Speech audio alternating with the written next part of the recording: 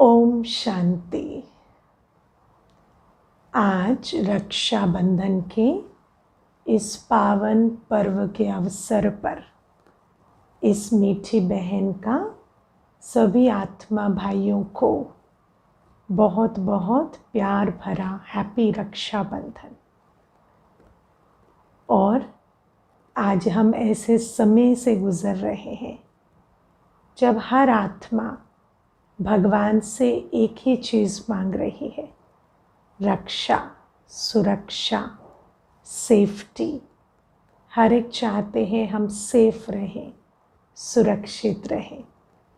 और इस वायुमंडल के बीच अभी हम रक्षाबंधन का त्योहार मना रहे हैं और बहनें भाइयों को बहुत प्यार से राखी बांधती हैं और परमात्मा हम बच्चों को रक्षाबंधन बांधते हैं। अब परमात्मा रक्षाबंधन बांधते हैं तो परमात्मा हम बच्चों से रक्षाबंधन बांधते हुए एक प्रतिज्ञा लेते हैं, है ना। जैसे बहनें भी जब रक्षाबंधन बांधती हैं तो भाई उनको कुछ न कुछ देते हैं, तो परमात्मा भी हमें कहते हैं कि तुम्हारी इस समय रक्षा हो, सुरक्षा हो, इसके लिए तुम एक प्रतिज्ञा करो। कौन सी प्रतिज्ञा है वो, है ना। तो जो भाई बहनें हैं जो अभी आकर सेंटर पर राखी बंधवा रहे हैं, उनको मालूम है कि प्रतिज्ञा है कि हम पवित्र बनेंगे।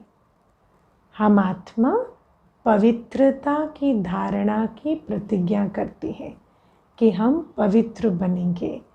और ये जो पवित्रता की धारणा की प्रतिज्ञा है, ये परमात्मा सबसे मांग रहे हैं, सिर्फ उन बच्चों से नहीं जो पुरुष चोले में है, क्योंकि दुनिया में तो राखी किनको बांध रहे हैं, भाइयों को। लेकिन यहाँ परमात्मा हम सभी आत्माओं को, चाहे वो बहनों के चोले में है चाहे भाई के चोले में है, हर आत्मा को कहते हैं कि तुम पवित्रता की प्रतिज्ञा करो, उससे तुम्हारी रक्षा होगी। अब मेरा विचार चलता है कि कई बार भाई बहनें आते हैं, राखी बंधाते हैं, हम उनको पवित्रता की प्रतिज्ञा के लिए कह भी देते हैं, लेकिन क्या हमें समझ में आता है कि भगवान यदि हमें कह रहे हैं कि पवित्र बनो और उससे तुम्हारी रक्षा होगी, तो पवित्रता का रक्षा से क्या संबंध है। तो हम सबसे पहले आज प्योरिटी और हमारी सुरक्षा, सेफ्टी, प्योरिटी और सेफ्टी, इसका हम आज कनेक्शन समझेंगे। अब आप देखो, दुनिया में आज बहुत कुछ हो रहा है और बहुत सारी आत्माओं में बहुत सारे विकार हैं। किसी के अंदर बहुत क्रोध है, किसी के अंदर बहुत काम है, कामी किसी को वायलेंटली वायलेट करने में देरी नहीं करते, क्रोधी किसी को नुकसान पहुंचाने में देरी नहीं करते। उसके ऊपर से हम देखते हैं कि प्रकृति के पांचों तत्व भी बहुत सारे हम आत्माओं के ऊपर विघन डाल रहे हैं, जैसे वायरस है या और भी प्राकृतिक आपदाएं हैं। तो आप देखो, दुनिया में पांचों विकार और पांचों तत्व, ये सभी जो हैं कुछ न कुछ भय का वायुमंडल बना रहे हैं। लेकिन हमें जो बात समझनी है वो ये कि कोई भी चीज़ हमको कितना अटैक करेगी वो हमारी वाइब्रेशन पर डिपेंड करता है। हर आत्मा के अंदर एक बहुत बड़ी शक्ति है, परिवर्तन शक्ति। आप किसी भी वायुमंडल को, किसी भी नेगेटिव एटमॉस्फेयर को, किसी भी आत्मा के नेगेटिव इंटेंशन को या एटीट्यूड को ट्रांसफॉर्म कर सकते हो, परिवर्तन कर सकते हो। लेकिन ये परिवर्तन शक्ति का आधार क्या है? जितना जितना आपके अंदर उस आत्मा की नेगेटिव का ऑपोजिट उतनी ही पॉजिटिविटी होगी, उतना आप उनकी नेगेटिविटी को परिवर्तन कर सकते हैं। जैसे आप देखो, आजकल हम एक वर्ड यूज़ करते हैं, टेररिज्म। टेररिज्म टेररिज्म मतलब किसी आत्मा ने आपके अंदर भय जागृत करने की कोशिश की है। कोई भी अटेम्प्ट जो इस दुनिया में हो रहा है, वो आत्मा के अंदर भय जागृत करने की कोशिश कर रहा है। बहुत सारे ऐसे इंसिडेंट्स होते हैं जहाँ पर काम वासना के प्रभाव में मनुष्य जो व्यवहार कर रहा है, या क्रोध के प्रभाव में जो व्यवहार कर रहा है, उसको देखकर आत्मा भयभीत हो रही है। और ये कई आत्माओं ने ये लक्ष्य बनाया है कि हम इस प्रकार का वायुमंडल बनाएंगे। इसी को टेररिज्म कहते हैं। टेररिज्म मतलब भयभीत करने की प्रक्रिया, टेरर फैलाना। लेकिन आपको पता है भय का ऑपोजिट क्या होता है? जैसे अभी हम बात कर रहे हैं कि परिवर्तन शक्ति मतलब सामने वाले की जो भी एनर्जी है, वाइब्रेशन है, उसकी ऑपोजिट एनर्जी, ऑपोजिट वाइब्रेशन मेरी हो, तब मैं उसको परिवर्तन कर सकती हूँ। अब what is the opposite of fear? हमने कभी सोचा है? कई बार व्यक्ति कहता है opposite of fear is fearlessness. लेकिन एक्चुअली जब हम स्पिरिचुअलिटी में समझते हैं तो opposite of fear is love. हर आत्मा के अंदर प्रेम की शक्ति होती है, और कोई भी भय के वातावरण को, किसी भी आत्मा जो आपको डराने की इंटेंशन रखती है, उसको उसके सम्मुख यदि आप बहुत प्रेम की शक्ति के साथ उपस्थित हैं तो वो भय की बात को आप परिवर्तन कर सकते हैं। जैसे आप देखो, अगर आप एक बच्चे को डांट रहे हैं, बहुत गुस्सा कर रहे हैं, लेकिन वो बच्चा आपको प्यार से गले लगा ले, तो क्या होता है? आपका जितना भी क्रोध है जो आप उसको डराना चाहते थे, वो पिघल जाता है। क्यों? क्योंकि उस बच्चे के अंदर वो कैपेसिटी है ऑफ लव, उसके अंदर वो ताकत है कि वो आकर उस परिस्थिति में आपको गले लगा ले रहा है। लेकिन अगर किसी के अंदर वो कैपेसिटी नहीं है तो वो डर जाता है, वो आपसे दूर हो जाता है। मैं आपको इसमें एक अनुभव सुनाती हूँ जो किसी ने मुझे सुनाया था कि एक बार एक माता कहीं से कहीं ट्रैवल कर रही थी और किसी कारणवश रात को बीच सड़क पर उनकी गाड़ी का पेट्रोल ख़त्म हो गया। उनको पता भी चल रहा था कि पेट्रोल ख़त्म होगा, लेकिन उनको लगा कि शायद मैं पहुंच जाऊंगी तब तक, और बीच में कोई रिफ़िल स्टेशन भी नहीं था। लेकिन धीरे धीरे धीरे पता चला पेट्रोल ख़त्म हो गया और गाड़ी बीच रास्ते में रुक गई।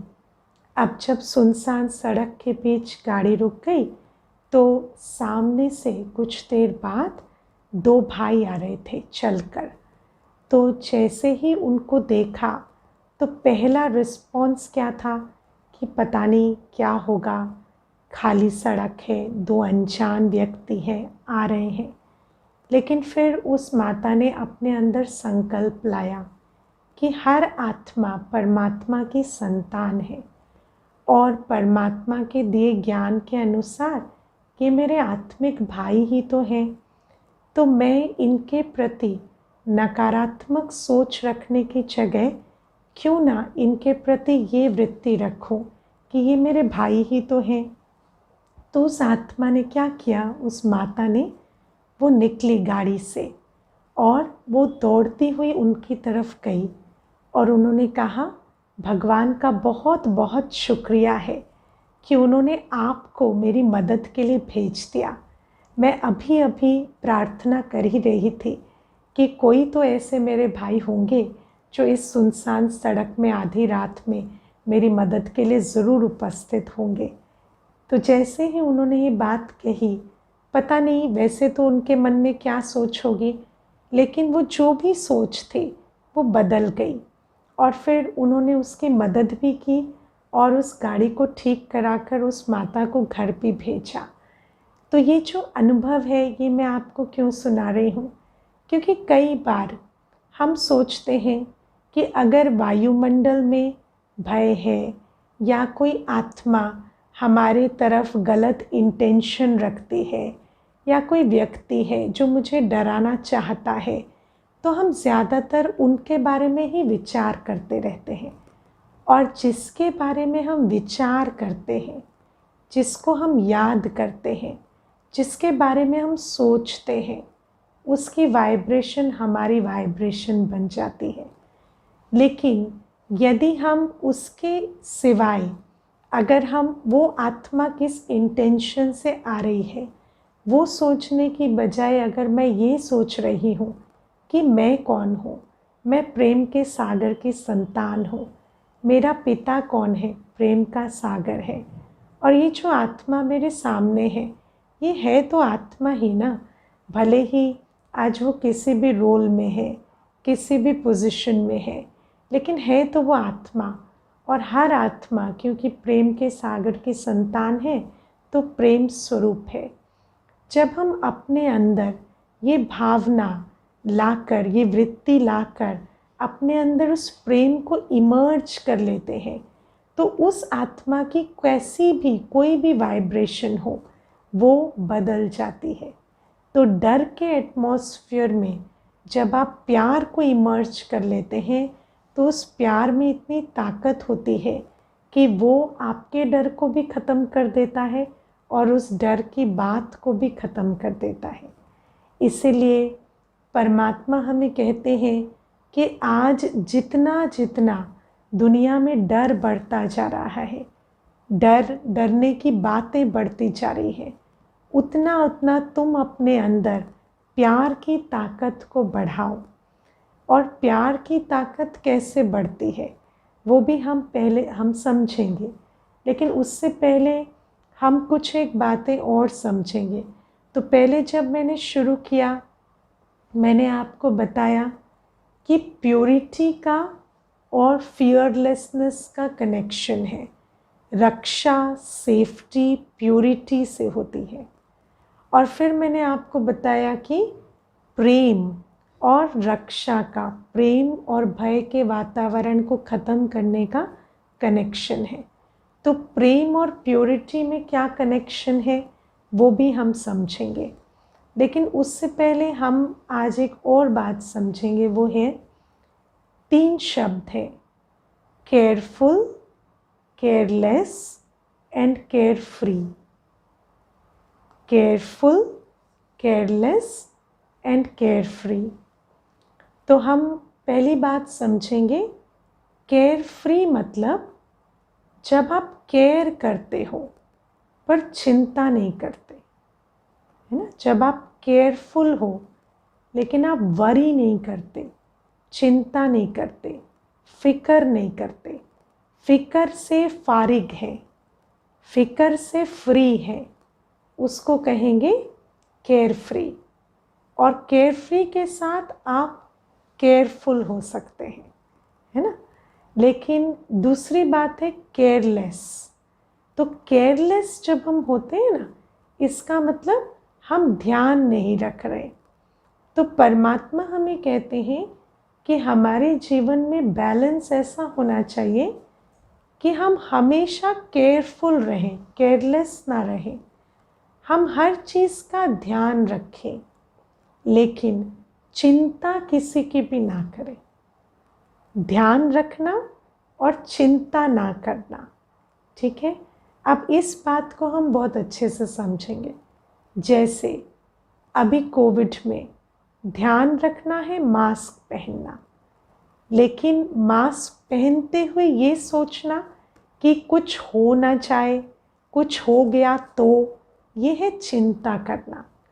तो हमें मास्क पहनना है, कुछ नहीं होगा ये सोच के मास्क नहीं पहनना, ये नहीं है। लेकिन मास्क पहनते हुए ये सोचते रहना कि कुछ हो गया तो क्या, ये है चिंता करना। अब अगर हम ये करते हैं कि जो करना चाहिए वो ना करें, मतलब जो ध्यान रखने की बात है उस पर ध्यान ना दें, तो हम मुश्किल में पड़ जाएंगे। और अगर हम ये करें कि जो नहीं करना चाहिए वो करें, मतलब चिंता करें, जो परमात्मा ने बताया है कि चिंता तो चिता के समान है, तो फिर भी हम प्रॉब्लम में पड़ जाएंगे। तो जब हम श्रेष्ठ कर्मों की बात करते हैं, श्रेष्ठ कर्मों से सुरक्षा होती है। तो श्रेष्ठ कर्म करना मतलब दोनों बातों का ध्यान रखना, एक जो करना चाहिए वो करना, और दूसरा जो नहीं करना चाहिए वो ना करना। अब अगर हम श्रेष्ठ कर्म में ये सोचते हैं कि हम जो नहीं करना चाहिए वो तो नहीं कर रहे, पर फिर ये नहीं सोच रहे कि जो करना चाहिए वो कर रहे हैं, तो हम ट्रबल में पड़ जाएंगे। इसीलिए परमात्मा हमें श्रेष्ठ कर्मों का ज्ञान देते हुए दो बातें ये बताते हैं कि पहली बात, जो करना चाहिए वो ज़रूर करो। अगर शरीर का स्वास्थ्य ठीक रखना है, एक्सरसाइज करनी पड़ेगी, राइट डाइट लेनी पड़ेगी, ब्रीदिंग एक्सरसाइजेस करनी पड़ेंगी। संबंध का ध्यान रखना है तो प्रेम स्वरूप होकर चलना पड़ेगा। मन का ध्यान रखना है, योग करना ही होगा। बिना योग किए, बिना मेडिटेशन किए मन अभी शांत नहीं हो सकता। अगर धन चाहिए तो मेहनत तो करनी पड़ेगी, कमाना तो पड़ेगा। तो जो कर्म तन मन धन और संबंध के लिए करना है वो करना ही पड़ेगा, बिना किए नहीं चलेगा। इस समय पर हम बिना किए कुछ भी नहीं पा सकते। ये जो समय सृष्टि में चल रहा है, इस समय पर बिना किए कुछ नहीं मिलेगा। इस बात का हमें ध्यान रखना है, तो कर्म करना है। दूसरी बात, हम बहुत सारे व्यर्थ कर्म सीख चुके हैं, बहुत सारे व्यर्थ कर्म हमारे संस्कार बन चुके हैं। भय के वश चिंता करना, आलस्य के वश टाइम वेस्ट करना, या ओवर थिंकिंग करना संस्कार के वश, या धन को वेस्ट करना, या संबंधों में एक्सपेक्टेशंस के कारण दुर्व्यवहार करना। ये सारी चीज़ें जब हम करते हैं तो हम क्या कर रहे हैं, जो नहीं करना चाहिए वो कर रहे हैं। और जब हम वो करते हैं तो हमारे ऊपर कर्मों का बोझ चढ़ता जाता है। तो अगर हम ये दोनों चीज़ों का ध्यान नहीं रखेंगे, कई बार ना मुझे कई लोग कहते हैं कि हम तो सब कुछ कर रहे हैं जो भी करना चाहिए, बच्चों को भी पाल रहे हैं, ऑफिस भी जा रहे हैं, कमाई भी कर रहे हैं, मेहनत भी कर रहे हैं, पढ़ाई भी कर रहे हैं, सबका ध्यान भी रख रहे हैं, फिर भी मेरे जीवन में इतना दुख क्यों है। पर आप उनको कहो, पूछो, कमाई के साथ चिंता कर रहे हैं? हाँ। लोभ कर रहे हैं? हाँ। कंपटीशन रख रहे हैं? हाँ। ईर्ष्या कर रहे हैं जो अपने फेलो वर्कर्स हैं, जो आपके साथ में काम करते हैं, उनके साथ ईर्ष्या का भाव रखते हैं? हाँ, रखते हैं। संबंधों में ध्यान रख रहे हैं, लेकिन ध्यान रखते हुए एक्सपेक्टेशन रख रहे हैं? हाँ जी। डिसअपॉइंटमेंट हो रही है? हाँ जी। है ना? दुख ले रहे हैं? हाँ जी। तो हम जो करना चाहिए वो तो कर रहे हैं, लेकिन जो नहीं करना चाहिए वो भी खूब कर रहे हैं। ओवर थिंकिंग कर रहे हैं, स्ट्रेस ले रहे हैं, डर रहे हैं। और फिर अगर हम श्रेष्ठ कर्मों के इस ज्ञान को ध्यान में नहीं रख रहे, तो नेचुरली जो हमारे कर्म हैं वो विकर्म बन रहे हैं। और फिर परमात्मा हमें तीसरी बात जो श्रेष्ठ कर्मों के बारे में कहते हैं वो है दुख ना लेना। किसी भी आत्मा को दुख लेना नहीं है।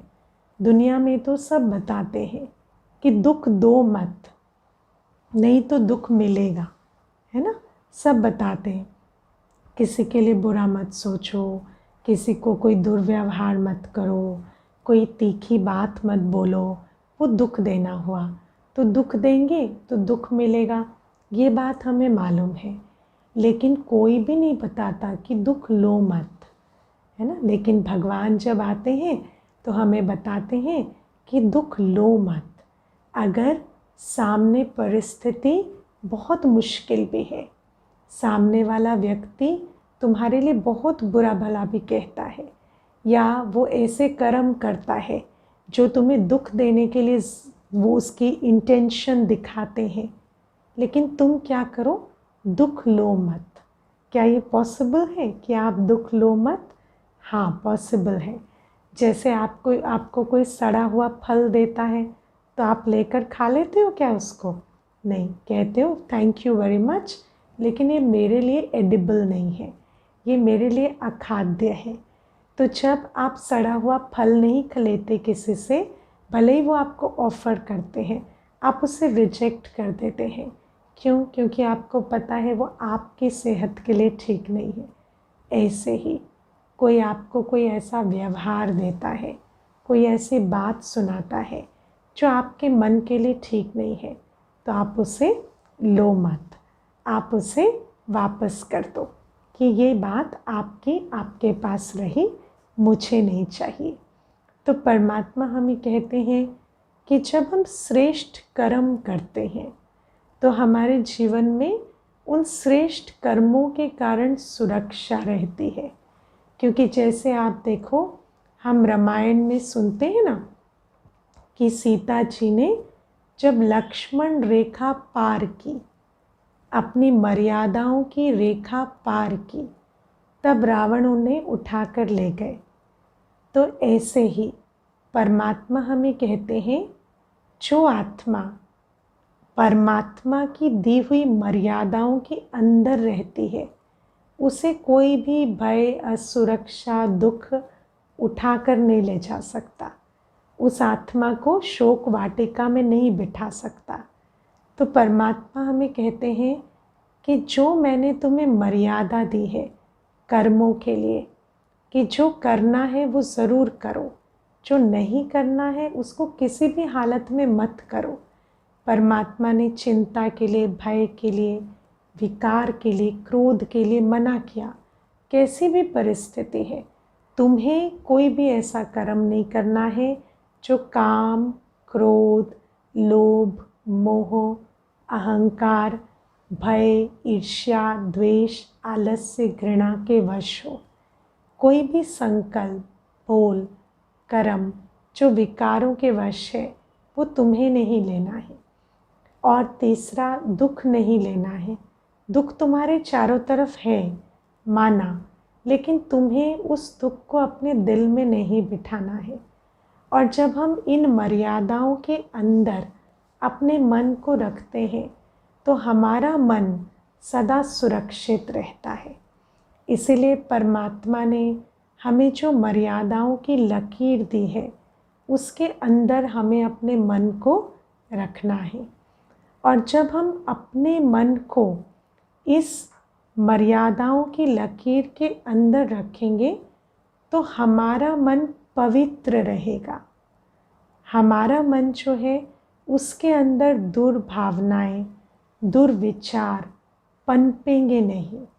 और ये जो पवित्रता है, इसी के कारण हम जो बाहर की बातों का असर अपने मन पर जब आने नहीं देंगे, तब किसी भी परिस्थिति में हम प्रेम स्वरूप रह सकेंगे। वरना यदि बाहर की बातें सुनते हुए, देखते हुए हम अपने मन को दूषित करते जाएं, जैसे आप देखो आजकल हम क्या करते हैं, न्यूज़ के सामने बैठे रहते हैं और न्यूज़ में दिखा रहे हैं किसी का शोषण हो रहा है, किसी पर अत्याचार हो रहा है, कोई कम्युनिटी है जिसके व्यक्ति ने ये किया, या कोई एक मत के लोग हैं जिन्होंने ये किया। और फिर हम क्या करते हैं, बैठे बैठे, क्योंकि हम मर्यादा को याद नहीं रख रहे कि मेरे मन को क्या अलाउड है, तो हम वो दृश्य देखते हैं।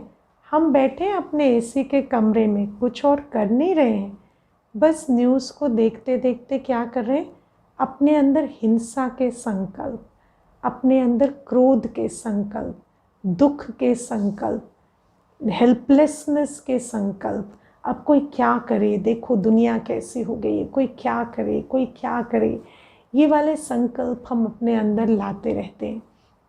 और जब हम इन संकल्पों को अपने अंदर उत्पन्न करते हैं तो हमारा मन कैसा बन रहा है? बिल्कुल दूषित, अपवित्र। और जब ये अपवित्र मन कर्म में आता है, क्योंकि मन आधार है कर्म का, बोल का और कर्म का, तो आप देखो कि वैसे तो मेरी जीवन में ऐसी कोई बात नहीं है, अभी भी मेरे साथ लोग व्यवहार अच्छा कर रहे हैं, अभी भी मेरे आसपास की फैमिली फ्रेंड्स बहुत अच्छे हैं, सेहत भी अच्छी है, लेकिन मैंने क्या किया है? अपने मन में उनको नहीं बिठाया है जो अच्छे हैं, अपने मन में उनको बिठाया है जिनका व्यवहार काम और क्रोध के वश बहुत दूषित है। तो जब हमने उनको अपने मन में बिठा दिया है तो हमारा मन कैसा हो गया? मैला हो गया।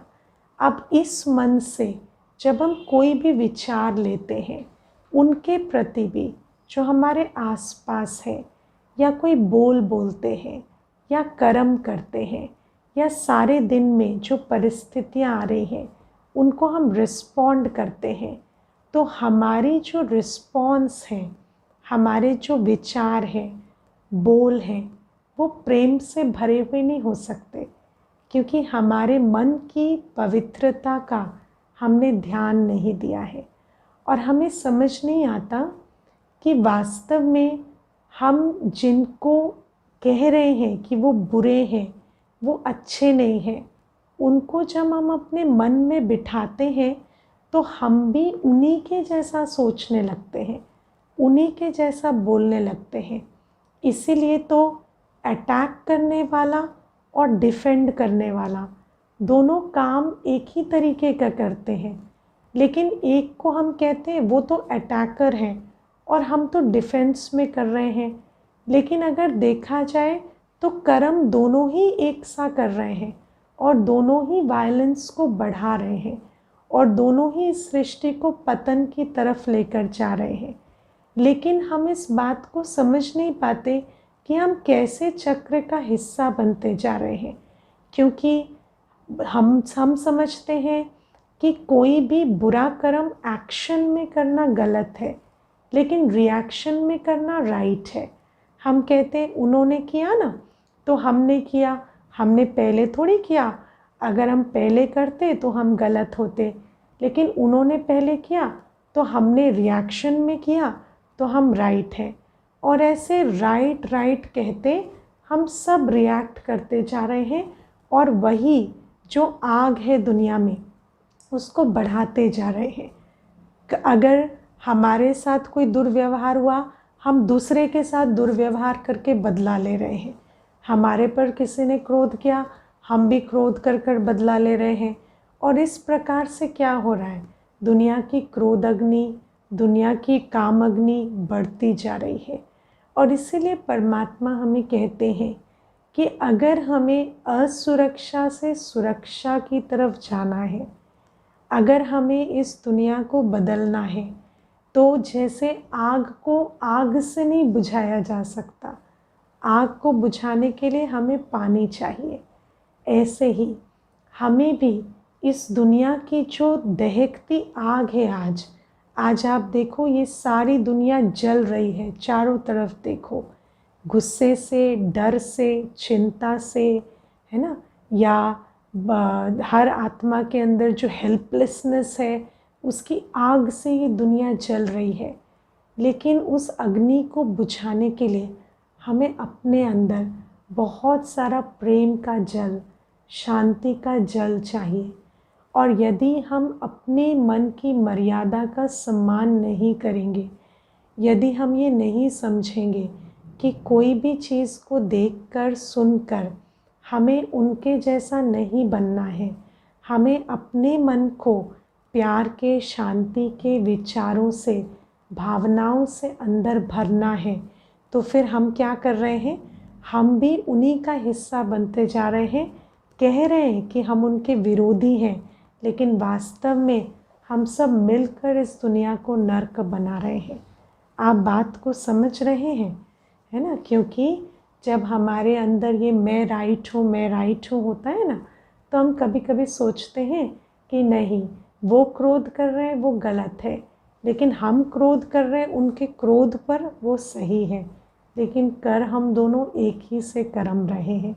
इसीलिए हमें रावण की संतान बनना है और इस दुनिया को विनाश की तरफ ले जाना है, या भगवान की संतान बनकर इस दुनिया में वो शीतल जल का प्रवाह करना है। वो हर आत्मा को अपनी चॉइस लेनी होगी। और जैसे मैंने आपको बताया कि पवित्रता, प्यार, शांति, ये सारी चीज़ें ऑपोजिट है, ये सारी चीज़ें सल्यूशन है। जैसे आग का सल्यूशन पानी है, ऐसे इस दुनिया की तपती आग का सल्यूशन पवित्रता है, शांति है, प्रेम है। अब उसके लिए हमें क्या करना है? क्योंकि सब कहते हैं शांति चाहिए, सब कहते हैं प्यार चाहिए, पवित्रता सबको अच्छी लगती है। दो चोर भी चोरी करते हैं ना, तो बंटवारा ईमानदारी से चाहते हैं। क्यों? क्योंकि पवित्रता सबको अच्छी लगती है। तो चाहते तो सब हैं, लेकिन फिर ये मिले कहाँ से? क्योंकि आज तो हमारे आसपास कहीं पवित्रता, शांति, प्रेम दिखाई नहीं देता। और जिसको भी हम याद कर रहे हैं, जिसका भी हम संग कर रहे हैं, उनका संग हमें और पतित, और दुखी, और अशांत, और नफ़रत से भरता जा रहा है। तो परमात्मा हमें बताते हैं कि अब तुम देह सहित देह के सर्व धर्मों संबंधों को भूल अपने को आत्मा समझ मुझे याद करो। परमात्मा हमें एक बहुत सुंदर बात समझाते हैं कि जैसे आप दुनिया में सुनते हैं ना, झूठी माया, झूठी काया, झूठा सब संसार, है ना? अब वेदांत वाले कहते हैं कि ये दुनिया है ही नहीं, ये जो आप टेबल, कुर्सी, शरीर देख रहे हैं ये नहीं है। लेकिन परमात्मा हमें कहते हैं ऐसा नहीं है कि ये नहीं है, क्योंकि आप देख पा रहे हैं, सुन पा रहे हैं, 5 इंद्रियों से उनको परसीव कर पा रहे हैं, तो वो सब कुछ डेफिनेटली है। लेकिन उसका स्वरूप वो नहीं है जैसा तुम देख रहे हो, समझ रहे हो। तुम समझते हो कि ये तुम्हारा भाई है, ये बहन है, ये माता है, ये पिता है ना, ये बच्चा है, ये पड़ोसी है, ये इस धर्म का है, वो उस धर्म का है, ये अमीर है, ये गरीब है। लेकिन बाबा कहते हैं हमें, बाबा मतलब परमात्मा, परमात्मा हमें कहते हैं वास्तविक स्वरूप ये है कि यहाँ हर एक आत्मा जो है वो सिर्फ एक एक्टर है। और जैसे एक एक्टर कोई भी रोल प्ले करता है, वो रोल सिर्फ रोल होता है, वो उसकी रियलिटी नहीं है। ऐसे ही हम आत्माओं की भी रियलिटी क्या है कि हम सब यहाँ रोल प्ले कर रहे हैं, लेकिन वास्तव में हम सब एक दूसरे से ज़्यादा शक्तिशाली नहीं हैं। हम सब इस समय थोड़े थके हुए हैं और सब आत्माएं हैं। इसलिए हमें इस समय आत्माओं से एक्सपेक्टेशन रखने के बजाय, आत्माओं से डिसअपॉइंटमेंट रखने की जगह आत्माओं से सहानुभूति रखनी चाहिए। क्योंकि जैसे आप देखो, कोई कमज़ोर होता है तो आप उस पर नाराज़ नहीं होते, आप उसके साथ सहानुभूति रखते हैं। ऐसे ही जब हम ये समझ जाते हैं कि आज जो सभी आत्माएं यहाँ पर है, अभी आप देखो युग कौन सा चल रहा है, कलयुग का अंत। इसका मतलब हम सब आत्माएं पुनर्जन्म लेकर अभी बहुत पुनर्जन्म के बाद यहाँ पर अंतिम जन्म में है। और इस अंतिम जन्म में हर आत्मा की ताकत कम हो गई है। और जिसकी ताकत कम हो जाती है वो कैसे बिहेव करता है? वो हमेशा ऐसे कर्म करता है कि उसको कम काम करना पड़े और प्राप्ति ज़्यादा मिले। ऐसे ही हर आत्मा आज विकर्म करके ज़्यादा प्राप्ति करना चाह रही है। तो बाबा हमें कहते हैं कि इन कमज़ोर आत्माओं से एक्सपेक्टेशन रखकर दुखी होने की जगह तुम क्या करो, तुम अपना ध्यान इनकी तरफ से निकालो। इनके साथ दिन भर चक्कर टक्कर में नहीं आओ। दिन भर ये क्यों कर रहे हैं, ये क्यों नहीं कर रहे हैं, ऐसा नहीं सोचो। तुम इन आत्माओं को भूलो और किसको याद करो, मुझ परमात्मा को याद करो। और परमात्मा कौन है? तो आप देखो, हम भक्ति में गाते हैं, तुम मात पिता बंधु सखा स्वामी साजन शिक्षक सतगुरु हो। और क्या गाते थे भक्ति में? तुम प्यार का सागर हो, तेरी एक बूंद के प्यासे हम परमात्मा को कहते हैं आप ज्ञान के सागर हो, प्यार के सागर हो, शांति के सागर हो, सर्वशक्तिवान हो। तो अब आप सोचो कि जब हमें परमात्मा के बारे में इतना कुछ पता है कि उनका गुण क्या है, वो प्यार के सागर हैं, शांति के सागर हैं, सुख के सागर हैं, पवित्रता के सागर हैं, शक्ति के सागर हैं, और हमें पता है वो मेरा मात पिता बंधु सखा है, तो क्या हम उसे प्यार से याद नहीं कर सकते? और अगर हम पवित्रता के सागर को याद करेंगे तो हम कैसे बन जाएंगे? आप देखो, जैसे आप जाकर समुद्र के सामने बैठते हो, सागर के सामने, पानी के सागर के सामने, तो आपको कैसा अनुभव होता है?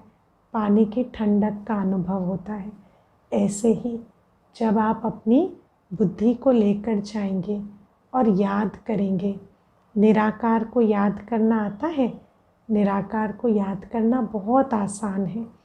जैसे आप सूर्य की ऊष्मा को ऐसे ही अनुभव कर सकते हैं बैठे हुए, ऐसे ही पवित्रता के सागर की पवित्रता की किरणों से आती हुई पवित्रता के अनुभव को आप कहीं भी बैठे हुए याद कर सकते हैं।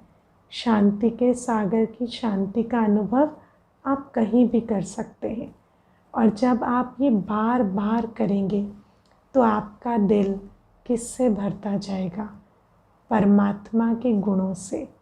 और बाबा हमें कहते हैं कि इस दुनिया को आज क्या चाहिए?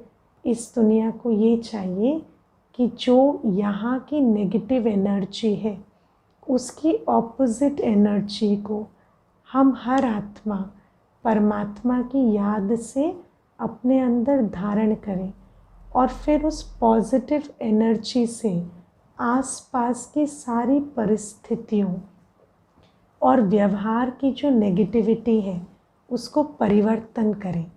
और ऐसे परिवर्तन करते करते एक दिन हम संसार को ही परिवर्तन कर देंगे, और एक ऐसा समय आ जाएगा जहाँ पर और हमें कुछ परिवर्तन करने की ज़रूरत नहीं पड़ेगी, और परमानेंटली सब कुछ पवित्र प्रेम स्वरूप शांत स्वरूप हो जाएगा। लेकिन तब तक हम हर आत्मा को पवित्रता के सागर से पवित्रता की प्रतिज्ञा कर, पवित्रता के सागर को याद कर, पवित्रता का बल भरकर हर अपवित्रता के कर्म, अपवित्रता के बोल का रिस्पॉन्स पवित्रता से देना पड़ेगा। हर भय के कर्म का रिस्पॉन्स प्रेम की शक्ति से देना होगा। और जब जब हम ये करते जाएंगे, हम एक एक कदम एक नव युग, एक प्यार की पवित्रता की दुनिया की तरफ बढ़ाते चले जा रहे हैं। और जब वो दुनिया आएगी, और जैसे ही वो दुनिया आ गई, उसके बाद हमें आगे कोई मेहनत नहीं करनी पड़ेगी, फिर हम परमानेंट उस दुनिया के निवासी बन जाएंगे। इसीलिए जब हम रक्षाबंधन बांधते हैं ना, तो हम हमेशा के लिए रक्षाबंधन नहीं बांधते। कब तक बांधते हैं? जन्माष्टमी तक, है ना। और जन्माष्टमी में क्या होता है? श्री कृष्ण का जन्म। तो जब तक सतयुग ना आ जाए, जब तक हम इस पूरी दुनिया को पवित्र ना बना दें, सतयुग में श्री कृष्ण का आगमन ना हो जाए, जब तक हम उस दुनिया को पूरा तैयार ना कर दें, तब तक हमें थोड़ी मेहनत करनी है। तब तक हमें रोज़ पवित्र बन हर अपवित्रता का जवाब पवित्रता से देना है, हर भय का जवाब प्यार से देना है। और जैसे ही वो दुनिया आ गई, वो संसार हमने बना लिया, उसके बाद हमें कोई मेहनत नहीं करनी पड़ेगी। उसके बाद उस दुनिया में हम सुख से राज करेंगे। तो ये रक्षाबंधन पर परमपिता परमात्मा का हम आत्माओं बच्चों को प्यार भरा संदेश है। कुछ घड़ियों के लिए अभी हम उस परमात्मा की याद में बैठेंगे, जैसा हमने अभी थ्योरी में समझा, उसको थोड़ा प्रैक्टिस करेंगे और फिर ये सत्र समाप्त करेंगे। तो कुछ देर सभी शांति में बैठ जाएं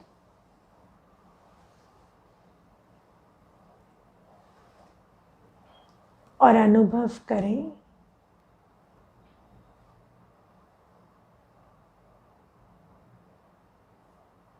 ये शरीर एक विनाशी चोला है और इसमें बैठी मैं चैतन्य शक्ति सितारे स्वरूप आत्मा हूँ।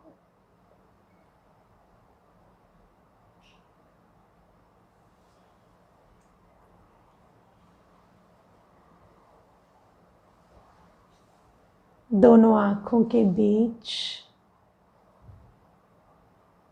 प्रकृति पर बिल्कुल सुंदर सितारे की तरह मैं आत्मा जगमगा रही हूँ।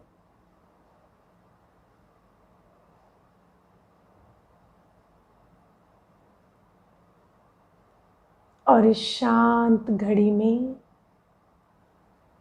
अनुभव कर रही हूँ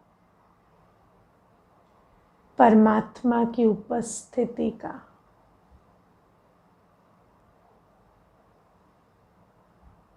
ऐसा अनुभव होता है कि प्रेम का सागर मेरा पिता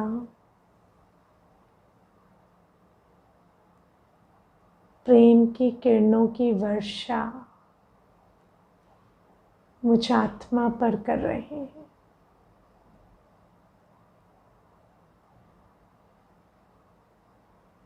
और मैं आत्मा इस निस्वार्थ रूहानी प्रेम की वर्षा को स्वयं में समाती जा रही हूँ।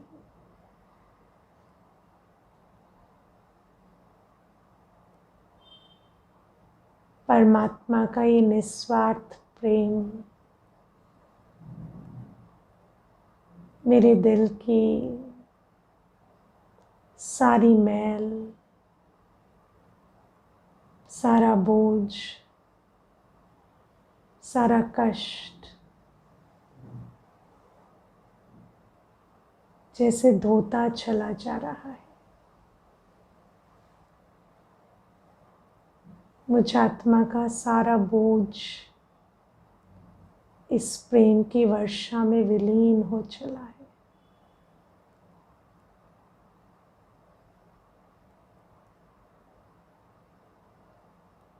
मेरे अंदर अब केवल मिठास ही मिठास है। मेरा दिल मीठा, मेरी दृष्टि मीठी, मेरा हर बोल मीठा।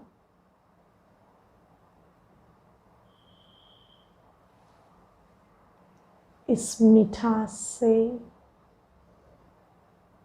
इन मीठे कर्मों से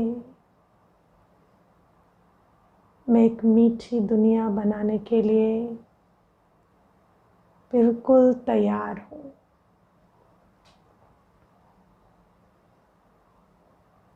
कुछ घड़ियाँ इन सुंदर संकल्पों में स्थित हो जाए।